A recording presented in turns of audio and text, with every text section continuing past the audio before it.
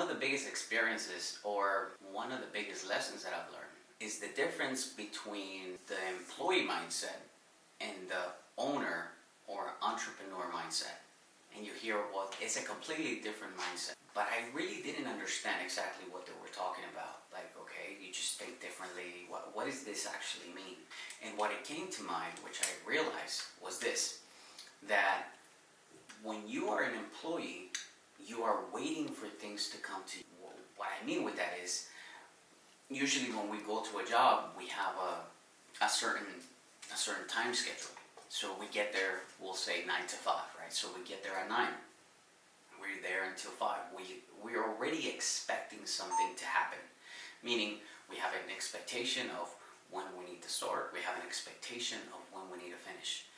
In that time frame, usually, right, a lot of people are doing the minimum that they can in order to just stay at work and not get fired. Usually about 70% of people are really disengaged into their jobs. Because, again, it's something predictable. It's something that they're doing on a daily basis. Nobody's really pushing too much in order to get more done.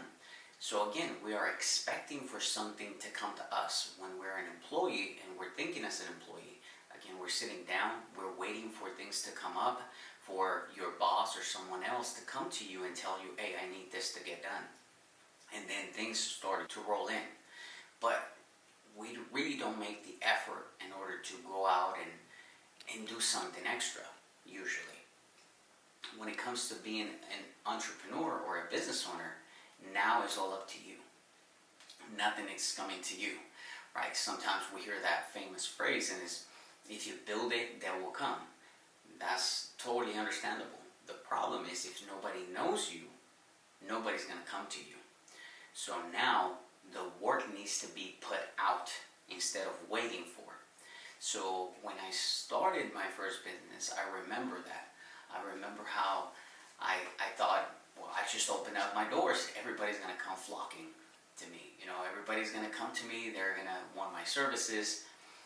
But nobody really knew me. Nobody really knew that I was now in business and that I was starting something out. So creating that mindset and shifting it towards, now is my responsibility to go out and do the work. Nobody's here to really tell me what I need to do, right? Nobody's going to come to me and like, hey, you need to get this done. You need to call this person. You need to call this other person. It's more about you, the discipline that you build within you.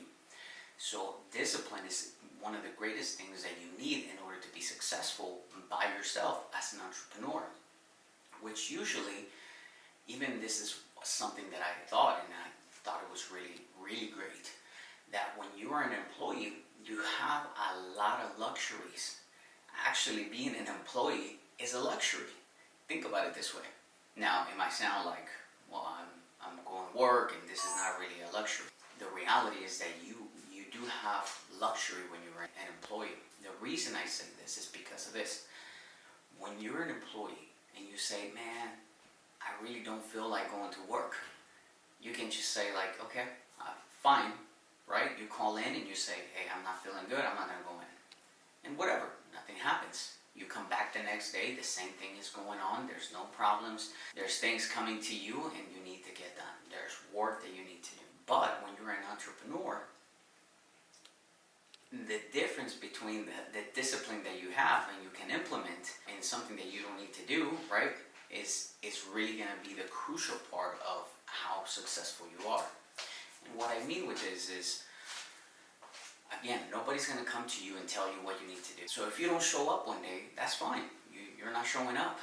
But now it's hurting your business, right? Over there at your job, they can replace you. They have a system already in place. They have enough customers. They know who's actually there. The brand is already known. It actually gets easier to replace you because, again, there's a system already in place. The business is depending upon the system that is created.